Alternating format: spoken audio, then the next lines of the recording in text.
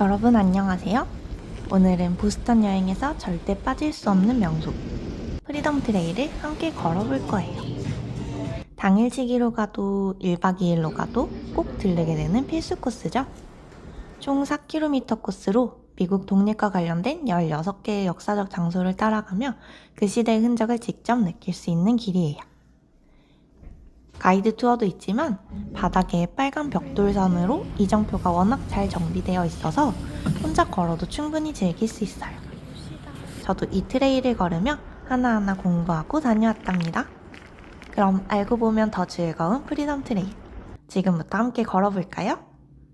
프리덤 트레일은 아주 여유롭게 걸으면 2-3시간 정도 소요돼요. 각 장소는 미국 독립과 연결된 역사적인 사건들과 관련이 있죠. 간단히 연표로 정리해보면 1765년 영국이 전쟁 비용 충당을 위해 식민지에 세금을 부과하며 갈등이 시작한 것으로부터 영국군의 발포로 민간인이 사망하여 군사적 억압에 대한 분노를 폭발시킨 1770년의 보스턴 학살, 1773년 차에 세금을 부과한 영국에 반발하여 차 상자를 바다에 던지며 저항한 보스턴 차 사건과 본격적인 무력 충돌이 시작된 1775년 미국 독립전쟁, 그리고 1776년 7월 4일 독립선언 발표까지 미국 독립을 위한 일련의 사건들을 따라 걷는 길이 바로 프리덤 트레일입니다. 그 시작점은 방문자 센터가 있는 보스턴 커먼이에요. 지하철역 앞에 있어서 접근성도 좋은 이 보스턴 커먼은 미국 독립 이전인 1634년에 조성된 미국에서 가장 오래된 공공공원으로 독립전쟁 당시에는 군사훈련 장소로 쓰이기도 했고 지금도 시민들의 휴식 공간이랍니다. 영국군 기병대 1000명 이상이 주둔했을 정도로 엄청 큰 공원이에요. 붉은 벽돌선을 따라 언덕을 올라가면 금빛 지붕이 번쩍이는 주의사당이 눈에 띕니다. 1798년 완공된 이곳은 지금도 실제로 매사추세츠 주 정부가 사용하는 곳이에요. 이 앞에는 남북전쟁 당시 흑인 자원병 연대를 기념하는 조각도 있어요. 다시 언덕을 내려오면 파크 스트리트 교회인데요. 끝을 보기 힘든 엄청난 높이의 교회라서 1809년부터 보스턴의 랜드마크였다고 해요. 교회 옆에는 묘지가 있는데요.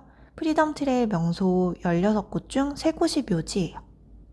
그중 이곳은 독립선언서에 서명한 사무엘 애덤스, 존 행콕 등 미국 저명한 위인들의 묘지가 있는 곳입니다. 독립전쟁 당시 민병대의 연락병으로 유명한 폴 리비어도 여기에 잠들어 있어요. 애덤 스미스를 기리는 돌 옆에는 보스턴 학살 희생자를 위한 묘비도 있습니다. 청교도들은 영국 성공의 형식을 거부하며 십자가나 성당 대신 상징적인 그림들을 조각해서 묘비들이 화려하더라고요. 조금 걷다 보면 교회와 묘지가 보이는데요. 1686년에 지어진 킹스채플은 뉴 잉글랜드 최초의 성공의 교회입니다. 내부도 매우 아름답고 묘지에는 보스턴에서 가장 아름다운 묘비가 있어요. 납골당과 종을 관람할 수 있는 투어가 있다고 하는데 너무 일찍 가서 들어가 보지는 못했어요.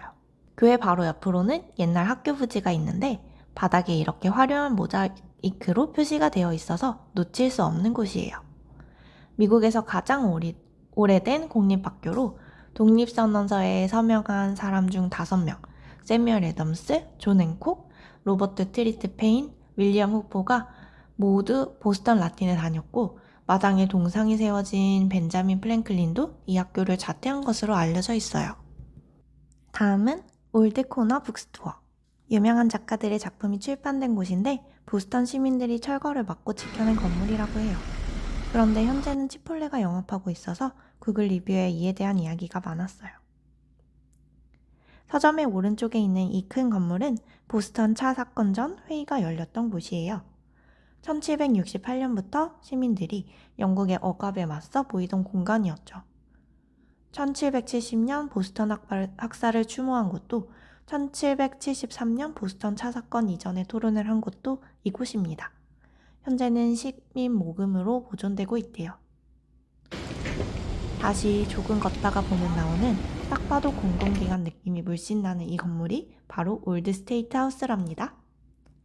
박물관도 있어서 미국 독립의 역사와 관련된 다양한 자료를 볼 수 있는 곳이에요. 올드 스테이트 하우스 바로 뒤편 바닥에 이렇게 커다란 판이 있어서 딱 봐도 심상치 않은 일이 일어난 게 느껴지는 이곳은 보스턴 학살 현장을 표시하던 표식입니다. 이 학살 사건은 결국 영국군의 부당함에 대한 대중적 분노를 촉발시켜 미국 독립운동의 기폭제가 되었죠. 1770년 3월 5일 점령과 세금 징수로 인한 몇 달간의 긴장이 고조된 후 보스턴 시민들과 영국군이 충돌한 곳이에요. 민간인 5명이 총격으로 사망하면서 보스턴 시민들이 왕정에 저항하고 보스턴에 주둔하던 병력을 철수시켰습니다. 매년 기념행사에서 제한 행사가 이루어진다고 하니 다음에 올 때에는 일정에 맞춰서 와야겠어요. 판일홀은 원래는 시장 건물이었지만 점차 시민들이 모여 연설하고 토론하던 민주주의의 상징이 되었어요. 자유의 요람이라는 별명을 갖고 있을 정도로 미국 독립을 외치던 연설자들의 무대였던 이곳. 1764년에는 설탕세와 인지세에 대해 항의하며 대표 없이는 과세 없다라는 원칙을 확립했고 이후 다양한 집회가 이어졌다고 해요. 여기서 잠깐! 보스턴 2대 까놀리 맛집이 요 근처에 있어요. 주문 즉시 만들어주는 까놀리가 인생 까놀리였답니다. 여기만큼 맛있는 곳은 아직 찾지 못했어요. 이번에는 조금 멀리 걸어가요. 영국군이 온다는 것을 알렸던 것으로 유명한 폴 리비어의 생가인 이곳은 현재는 박물관으로 운영되고 있어요.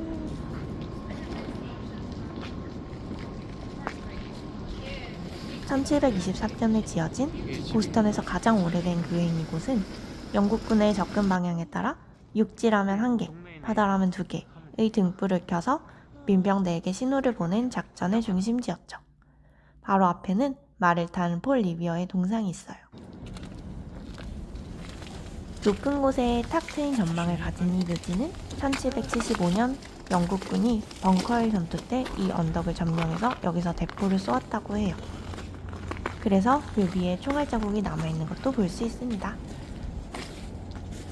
저는 추운 날에 돌아다니느라 여기에서 프리덤 트레일 투어를 마무리했지만 강 건너편에는 프리덤 트레일 명소가 2군데 더 있어요. 프리덤 트레일의 마지막 구간은 조금 멀지만 미국 독립전쟁의 실제 전투 현장을 향해 가는 길이기도 해서 의미가 깊고 이 2곳을 가장 인상 깊게 여기는 사람들도 많더라고요. USS 컨스티튜션 호는 미국 해군에서 가장 오래된 전함이고 벙커힐 기념비는 1775년 치열한 전투를 기억하며 세워졌습니다. 이 2 장소는 미국의 지켜낸 독립을 상징하는 종착지랍니다. 이렇게 프리덤 트레일의 주요 장소를 살펴보았어요. 단순한 걷기 여행이 아니라 미국 역사 속을 직접 걷는 느낌이요. 여러분께도 유익한 시간이 되었길 바라며 다음 필라델피아 여행에서 또 만나요. 집들이 다 좋은 집이다. 생각해보니까 공원 바로 앞집이잖아. 그렇지. 동세권. 탁세권. 습관이 게 숲세권?